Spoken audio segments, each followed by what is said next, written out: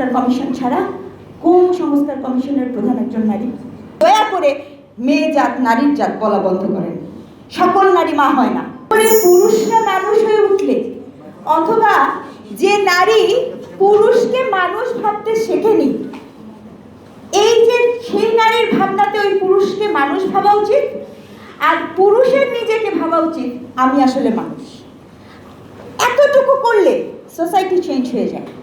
অত্যন্ত ছোট্ট পরিবর্তন, যে আপনি পুরুষ না হয়ে মানুষ হন, আর আমি নারী আপনাকে মানুষ হিসেবে ভাবতে শিখি, পুরুষ আমার ঈশ্বর হিসেবে ভাবতে না শিখি, আমার রক্ষক, আমার অভিভাবক এভাবে আমি আপনাকে দেখতে না শিখি। সমস্যার সমাধান এখানে আছে। এটা হচ্ছে প্রথম।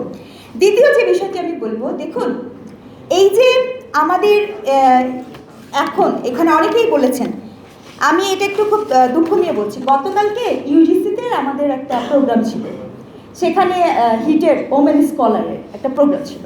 তো সেখানে কিন্তু বিভিন্ন প্রফেসর, অনেক গুরুত্বপূর্ণ সবাই আসছে। তো ওনারা যখন কথাগুলো বলা শুরু করলেন, তো অনেকেরই একটা কমন ডায়লগ ছিল হচ্ছে মেয়েরা মা হবেন, মায়ের জাত, এই জন্য তাদের ডে কেয়ার লাগবে। মাননীয় উপদেষ্টা, কোনো মেয়ে এমনি এমনি মা হয়ে যায় না। রাত্রেবেলায় ডিসিশন নিয়েছি, সকালবেলায় মা হয়নি, রাইট? এবং কোনো বাচ্চা কেবল মায়ের না, বাচ্চা বাবা এবং মায়ের। আজকে যে উপদেষ্টা মহোদয়ের কাছে এটাই রিকোয়েস্ট করছি, আমাদের প্রত্যেকটি বিশ্ববিদ্যালয়ে যখন ডে কেয়ার করবেন, আমি কোনো নারী শিক্ষক হিসেবে ডে কেয়ার চাইনি, আমার যে পুরুষ সহকর্মী আছে তিনিও যেন তার বাচ্চাটিকে নিয়ে এসে ওই ডে কেয়ারে রাখতে পারেন। তাহলে ওই পুরুষ সহকর্মীর যে আরেকজন নারী থাকবে, তিনি তখন আরামসে কাজ করতে পারবেন। এটিকে সংস্কার বলে। দয়া করে আমাদের চিন্তার এই প্যাটার্নটাকে একটু পরিবর্তন করা দরকার। আমি বলছি বটে একই কথা, কিন্তু ভাবছি কিভাবে সেটাই সমস্যা। আমার ভাবনাগুলো কেন এরকমভাবে তৈরি হচ্ছে?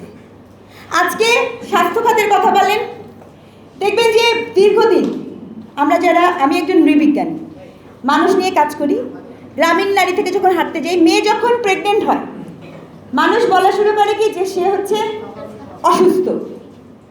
প্রেগনেন্সি কোনো অসুস্থতা না, প্রেগনেন্সি কোনো অসুস্থতা না, ঠিক আছে? প্রেগনেন্সি খুবই সাধারণ একটা প্রক্রিয়ার অংশ।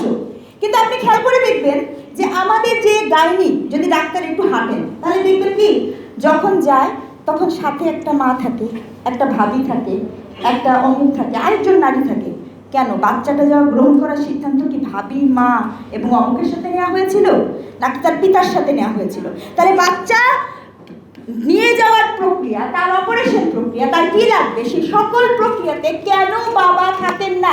ঠিক ওখান থেকে বৈষম্য শুরু হয়, যেখান থেকে আমার মনস্তত্ত্ব তৈরি হয় যে ইয়েস, এই পুরা কাজটা মনে হয় মেয়েলি এবং মেয়েদের দেখতে হবে। আমি মনে করি না, আমার নিজের দুটো সন্তান আছে, আমি মনে করি না যে পৃথিবীর কোনো সন্তান একচ্ছত্রভাবে নারীর হতে পারে। কাজে দয়া করে মেয়ে জাত নারীর জাত বলা বন্ধ করেন। সকল নারী মা হয় না। এক্সক্লুশন আমাদের বক্তব্যের মধ্যেও থাকে, সকল নারীর মা হওয়ার ক্ষমতাও থাকে না। চিন্তা করে দেখেন তো, সবাইকে আমরা করি কেন একটা নারীকে জাজ করার? এই যে বক্তব্য, এই বক্তব্য আমার সামাজিক ওই মনস্তত্ত্ব তৈরি করে, যে মনস্তত্ত্ব আপনাকে বলে যে আপনি যদি মা না হয়ে যান তাহলে আপনি আনফিট হয়ে যান। দয়া করে এটা করবেন না। এগুলোর সাথে আমাদের নর্মেটিভ নর্মসের যুক্ত। খুব ষড়যন্ত্রমূলকভাবে ধর্মকে নিয়ে আসা হয়, ভীষণ ষড়যন্ত্রমূলকভাবে। যখনই অধিকারের আলাপ করা হয়, ধর্মকে ষড়যন্ত্র, আমি একদম বলছি, বিশ্বাস করেন কারো ধর্ম অনুভূতিতে আঘাত দেওয়ার জন্য না। আপনি লক্ষ্য করে দেখেন তো, আমাকে বলেন তো, এই আমাদের ধর্মে সম্পত্তির যে অধিকার নিয়ে এত আলাপ, হ্যাঁ, সম্পত্তির অধিকার নিয়ে আমি একদম দায়িত্ব নিয়ে আপনাদেরকে একটু প্রশ্ন করি, এই যে 2:1 কেন আছে? ইসলাম কি বলছে? ইসলাম বলছে 2:1 এই জন্য আছে যে 2 ভাগ আমার কে পাবে? ছেলে পাবে, 1 ভাগ মেয়ে পাবে।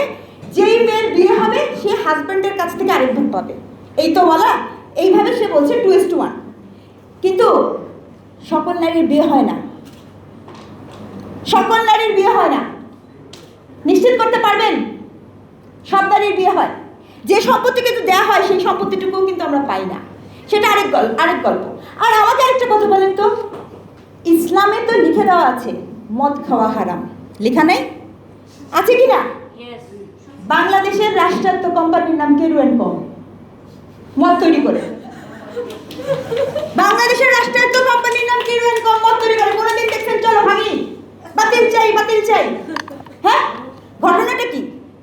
যখনই আমার সম্পত্তির অধিকারের কথা হয় তখন আপনার মনে পড়ে যায় যে আর ওই সম্পত্তির অধিকারে কোথায় বলা আছে বলেন তো দেখি, যে এর চেয়ে বেশি সম্পত্তি দিতে পারবেন না। 5 রাকাত নামাজ পড়া আমার জন্য ফরজ, তাহাজ্জুদের নামাজ পড়া যাবে না, বেশি পড়া যাবে না, সম্পত্তি বেশি দেওয়া যাবে না। এই ন্যারেটিভকে পলিটিক্যালি আমাদের মধ্যে প্রডিউস করে শুধুমাত্র এই বৈষম্যকে টানার জন্য এটিকে আমাদের মাথার ভিতরে ঢোকানো হচ্ছে। দয়া করে আপনারা একটু বোঝার চেষ্টা করেন। তিউনিসিয়া একটি মুসলিম কান্ট্রি, 100% মুসলিম কান্ট্রি, সেখানে সমান সম্পত্তি পায়। ইন্দোনেশিয়া, সেখানে নারীকে সমান সম্পত্তি দেওয়া হয়। তাহলে গল্পটা এখানে ধর্মের না, ধর্মকে দয়া করে নিয়ে আসবেন না। ধর্মের অনেক কিছু ভালো আছে। ধর্ম এই সোসাইটিকে নিয়ন্ত্রণ করার একটা যন্ত্র হিসেবে কাজ করেছে দীর্ঘদিন। তাকে তার মতো থাকতে দেন। তাকে অকারণে নিয়ে এসে এই যে বিভেদ তৈরি করা, বিভাজনের রাজনীতি তৈরি করা, পক্ষ বিপক্ষ করা, পক্ষ বিপক্ষ করে তো কখনো আমরা আগাতে পারবো না। পারবো কি? আমি বলছি না, প্রথমেই বলেছি যে আপনি এই যে চিন্তার পরিসর, সংস্কার কমিশন, এবার একটু উপরের দিকে যাই। আমাকে ক্ষমা করে দিবেন উপদেষ্টা মহোদয়, কারণ আমি এখন যা বলবো হয়তো বা পছন্দ হবে না। এই যে সংস্কার কমিশনগুলো তৈরি হয়েছে, 11টি সংস্কার কমিশনগুলো তৈরি হওয়ার মধ্যে যখন থেকে তৈরি হয়েছিল, নারী সংস্কার কমিশন ছাড়া কোন সংস্কার কমিশনের প্রধান একজন নারী? কোন এক্স্যাক্টলি কোন সংস্কার কমিশনের প্রধান একজন নারী? একটু আগে মাহমিদা বলে গেল। আমি গীতিয়ারা নাসরিন আছেন এখানে, মিডিয়া সংস্কার কমিশন 19 সদস্য। আমি দেখলাম একমাত্র কমিশন যেখানে 3 জন নারী সদস্য জায়গা পেয়েছে। দয়া করে আমাদের জায়গা হয়েছে। তো এখন ঘটনা হচ্ছে, রাষ্ট্র যখন এভাবে ভাবে, তখন রাষ্ট্রের নাগরিক কি করবে? আজকে নারী সংস্কার কমিশন নিয়ে যা কিছু হয়েছে, উইথ ডিউ রেসপেক্ট, আমি সরকারের প্রতি